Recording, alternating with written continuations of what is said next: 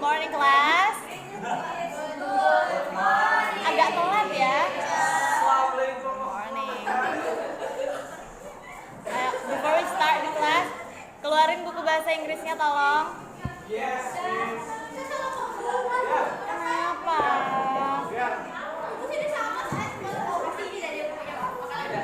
Pakai insting ya. Ya. Keluarin buku bahasa Inggrisnya.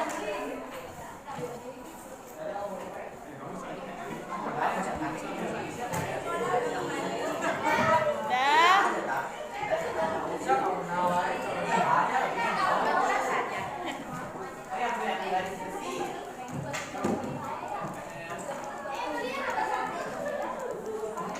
Ayo duduk semua dong, astagfirullah. Kemana? Kemana? Dipercepat kalau mau keluar ya. Oke, attention please. Before we start our class, I would like to check your presents. Ya, saya mau absen dulu. Sekarang Sabtu tanggal 13 Mei. Bahasa Inggrisnya Sabtu apa? Sabtu.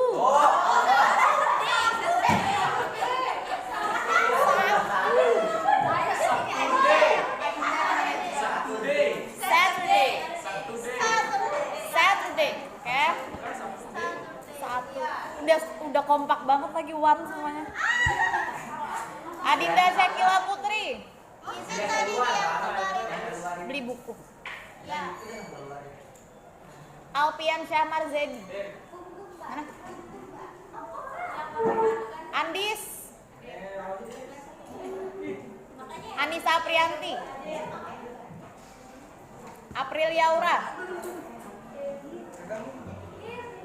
Aulia Priani. Mana rupanya? Adinda.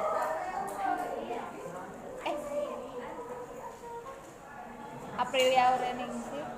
Aulia Apriani. Oh ya, Adinda. Ayu Ningsih. Deswinta Risma. Fahrul Habib. Farida Fibriani. Fiska Alkarana.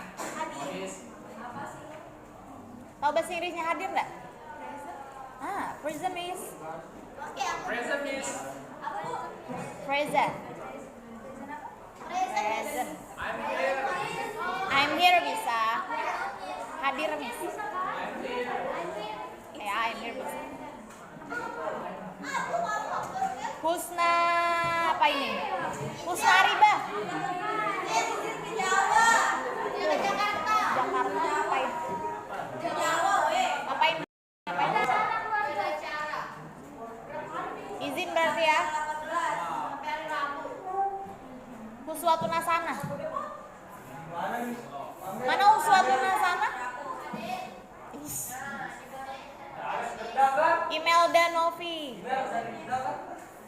Inaya Aulia. Haril Parizi. Koo Erika. Marsha Zulaika. Maya Shivana. Najwa Ali. Mana Najwa? Yang keluar. Nanda Izmi. Nanda Septi. Nazwa Febian Dita. Niwayan Chandra. Nisa Nurfatma. Putri Andriani. Kiara Mutia. Ryan Pratama. Ririn Ermayani. Siksik. Rizky Hasan Mazudin. Present miss. Rizky 2. Rizky 2. Rizwa Amalia. Rizwa Amalia. Rizwa dia kan. Robi Maulana. Sauna Bella. Tira Widya. Bulan suci Ramadan. Ada yang belum dipanggil? Udah semua? Oke. Ada yang inget nggak? Last week kita belajar apa? Materinya apa? Minta tolong. Bahasa Inggrisnya apa? Yang kerja kelompok itu. Offering help. Ya, offering help and service. Offering help itu apa sih?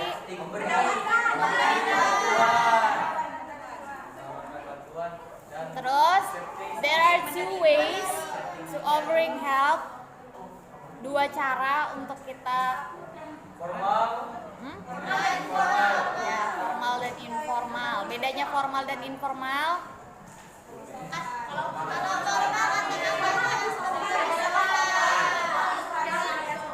Daily language, ya, bahasa keseharian. Terus ada dua cara kita menerima juga.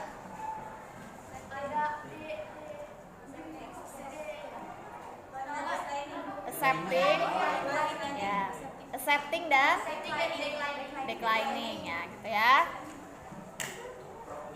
At least kalian inget lah guys apa yang aku sampaikan gitu ya. Ya, well today, jadi materi kita, kudu bridging dulu sih. Teman-teman di sini ada yang suka baca buku nggak? Harus ya.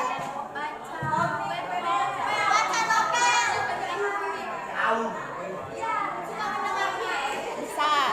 Jadi tahu literasi kan? Literasi itu nggak selamanya baca buku. Iya bener. Iya benar ya. Ya benar. Jadi definisi literasi itu nggak cuma baca buku, tapi literasi adalah cara kita menerima informasi. Menerima informasi bisa baca buku, bisa ngedengerin podcast, bisa nonton. Saya denger podcast sama. Iya. Ya, jadi segala sesuatu apabila kita nerima informasi itu bisa disebut literasi. Jangan dong. Beda konteks gibah ya. Jangan. Informasinya bukan ke ranah itu, bukan informasi tentang orang. Gitu ya. Dan juga tiap hari main HP kan pasti. Kira-kira dalam sehari tuh main HP-nya berapa jam? 24 jam. Bener ya. Mandi juga, mandi, pas makan. Ya, itu. Ya, ada.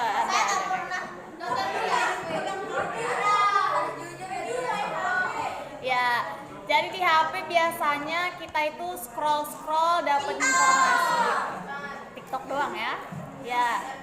Pernah baca ini nggak artikel di HP gitu kayak news gitu. Nah, kan? Berita hari ini bla bla bla bla bla bla bla bla. Yang lagi viral gitu. Sering kan?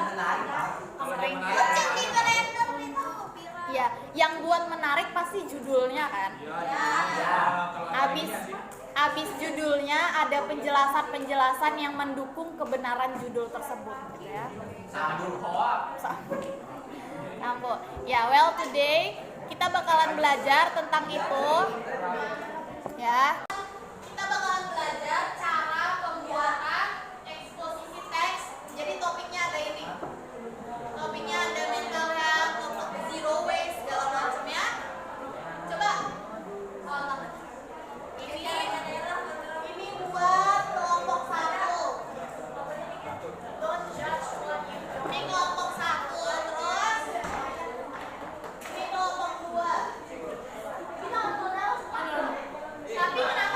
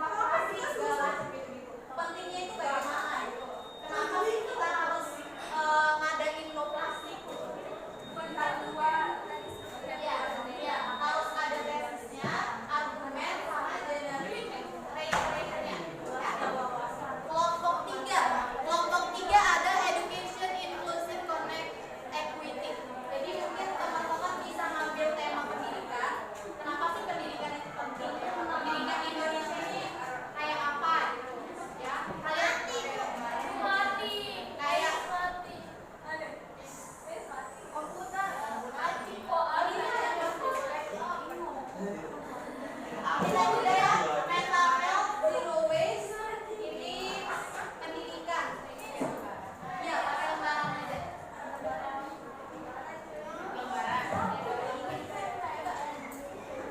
Tadi nah, kelompok 5 ada stop bullying. Stop bullying. Tapi kita kelompok 5 yang 4. Kelompok 4 bullying, temanya itu bullying. Ingin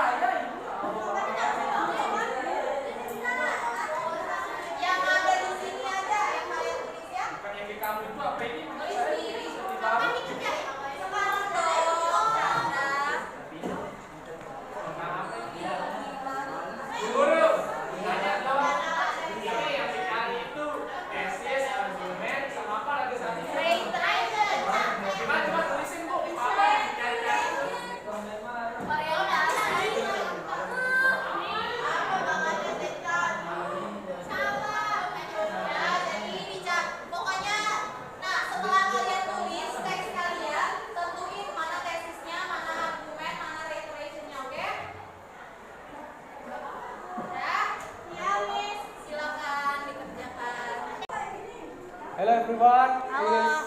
Please pay the attention. Today I'm gonna Do presentation. Presentation. About analytical Exposition. exposition. Nah,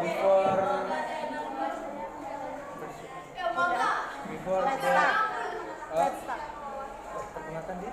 Oh, before we start our presentation, Before we start our presentation, presentation, let us let us introduction ourselves. introduction.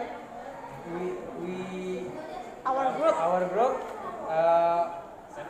My name is Rizky Surya Maxa. Hasan Majudir. Okay. Bukan dirawas itu.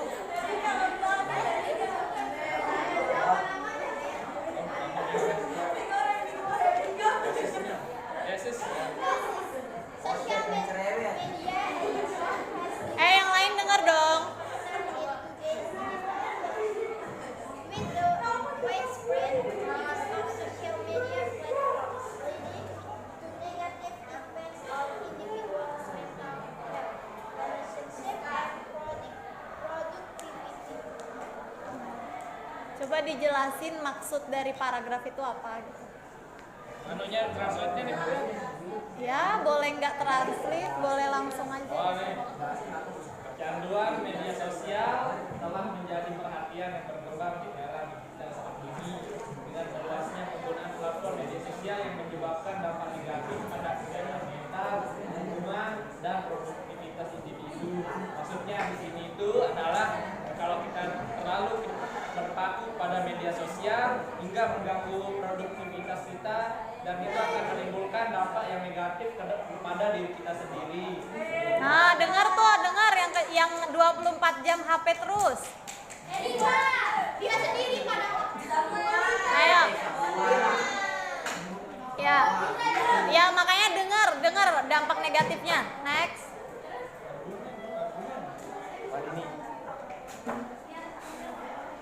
Ayo. Firstly, social media addiction has been likened to numerous mental health problems, such as anxiety and depression. Constantly scrolling through social media feeds can trigger feelings of inadequacy, low self-esteem, and social isolation, leading to mental health issues that require professional treatment. Secondly, excessive use of social media can damage personal relationships. Social media addiction can lead to neglect of face-to-face interaction, causing individuals to prioritize virtual communication over real life connection. This can lead to feelings of loneliness and isolation, as well as strained relationship with friends and family. Thirdly, social media addiction can hinder productivity and negatively impact academic or work performance. The consistent use to check social media can disrupt concentration and poor grades or job performance. Apa kita? Dijelasin maksud argumennya itu gimana? Jadi, Mbak pakai bahasa Indonesia, Bu? Jadi di sini tuh ada 3 argumen. Nah, yang pertama itu kecanduan media sosial ini telah dikaitkan dengan berbagai masalah kesehatan mental seperti kecemasan dan depresi. Menggulir umpan media sosial secara terus-menerus dapat memicu perasaan tidak mampu, rendah diri, dan isolasi sosial yang mengarah ke masalah kesehatan mental yang memerlukan perawatan profesional. Maksudnya di sini itu adalah ketika kita kecanduan media sosial dan ketergantungan dengan quotes sedih dan kita berpaku ke sana sehingga kita tidak bisa menemukan jati diri kita karena terlalu terpaku dengan kata-kata itu sehingga diri kita menjadi tidak percaya diri dan isolasi sosial dan susah berkomunikasi dengan orang-orang luar dan sehingga menjadi istilahnya introvert. Dan kedua, penggunaan media sosial yang berlebihan dapat merusak hubungan pribadi. Kecanduan media sosial dapat menyebabkan pengabaian interaksi tatap muka, menyebabkan individu memprioritaskan komunikasi virtual daripada kondisi kehidupan nyata. Hal ini menyebabkan perasaan kesepian dan keterasingan serta hubungan yang tegang dengan teman dan keluarga. Termasuknya kalau kita terlalu berlebihan dalam media sosial, hubungan kita ke keluarga gak terlalu banyak komunikasi, kita kebanyakan dari virtual gitu, sehingga tidak baik untuk diri kita. Kan seharusnya kita tuh berkomunikasinya secara langsung lebih baik dan lebih simpel. Dan ketiga, kecanduan media sosial dapat menghambat produktivitas dan berdampak negatif terhadap prestasi akademik atau pekerjaan. Dorongan konstan untuk memeriksa media sosial dapat mengganggu konsentrasi dan meningkatkan penundaan yang menyebabkan penurunan produktivitas dan nilai atau kinerja pekerjaan yang buruk. Maksudnya di sini ketika kita mengerjakan sesuatu, tetapi kita ada niat untuk membuka internet untuk mencari jawaban, tapi akhirnya kita membuka sosmed nih buat nge-scroll TikTok. Nah, akhirnya pekerjaan yang lain itu tertunda karena kita mengabaikan pekerjaan yang tadi dan tidak memprioritaskannya itu.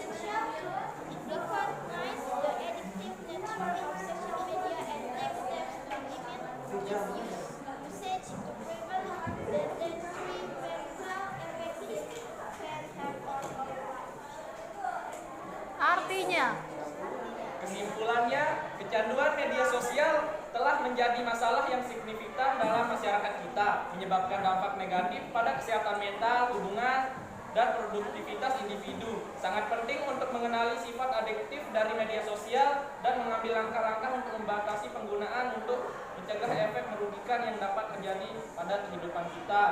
Jadi kita harus mengurangi penggunaan sosial media atau handphone dalam kehidupan sehari-hari atau menggunakan secara seperlunya, jangan berlebihan, karena itu bisa berdampak pada diri kita sendiri dan orang lain juga, sehingga kita bisa menjadi asing terhadap orang lain dan dampak-dampak negatif lainnya. Oke, that's all. Thank you for. mungkin oleh karena keterbatasan waktu kita yang presentasi cuma 2 kelompok aja, nggak apa-apa, dah malas ya. Ya, sembari nulis ya. Nah, jadi kita udah belajar tentang analytical exposition ya. Sebelum before we end the power class, coba ada satu orang yang bisa ngejelasin ke saya apa itu exposition text. Raise your hand.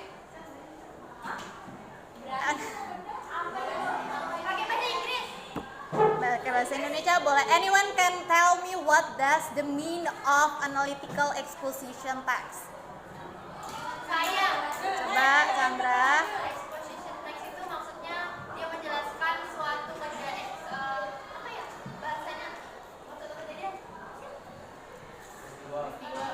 Fenomena atau peristiwa? Iya, fenomena tentang kehidupan sehari-hari, misalnya contohnya kayak tadi yang dibahas sama Rizky Hasan tentang pentingnya Kecanduan sosial media. ya sosmed itu dari dia menjelaskan tentang tesisnya, terus yang kedua ada argumennya, dan yang ketiga ada regulationnya atau kesimpulannya.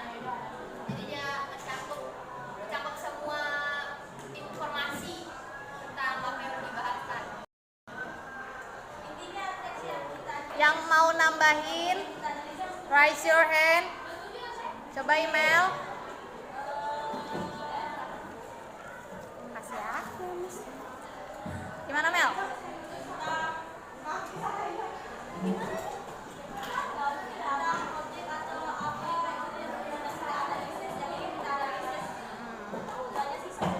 Yang lain gimana? Robi?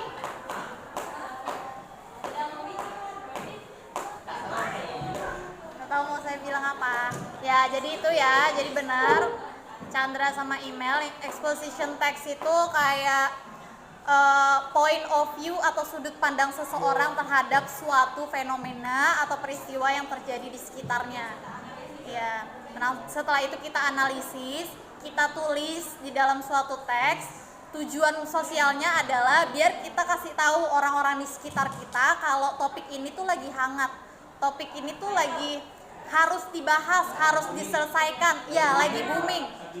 Jadi orang-orang di sekitarnya itu harus aware juga, harus sadar juga sama peristiwa itu gitu, ya. Ya, jadi kayak si author ini influence orang-orang di sekitarnya, biar dia sadar akan peristiwa tersebut ya. Nah tadi ada 3 generic structure dari analytical exposition. Yang pertama ada, yang kedua, ya reiteration. Reiteration tadi apa? Ya, kesimpulan atau penegasan ulang daripada teks tersebut ya. Jadi mungkin ntar kalau di dalam soal ulangannya ada ditanya exposition text itu apa, generic structure-nya itu apa. Mungkin ntar ditaruh contoh teks dan kalian tentuin mana yang disebut tesis, mana yang disebut argumen reiteration ya.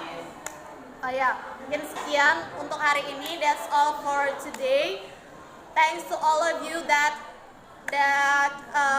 already active on my class. Terima kasih kalian udah aktif di kelas kalian, langsung punya besarnya kemauan kalian buat belajar ya. Diusahain next pertemuan nggak cuma di kelas ini tapi di seluruh kelas kalian bisa lebih more aktif. Jadi lebih banyak bertanya lagi. Apapun yang kalian belum paham itu tanya aja ya, karena itu tanggung jawab saya biar kalian ngerti sama materi itu ya. Ya, mungkin sekian dari hari ini. Mungkin ini minggu depan saya bagiin ya nilai kalian berapa. Thanks for today. See you next week. Terima kasih. Wassalamualaikum warahmatullahi wabarakatuh.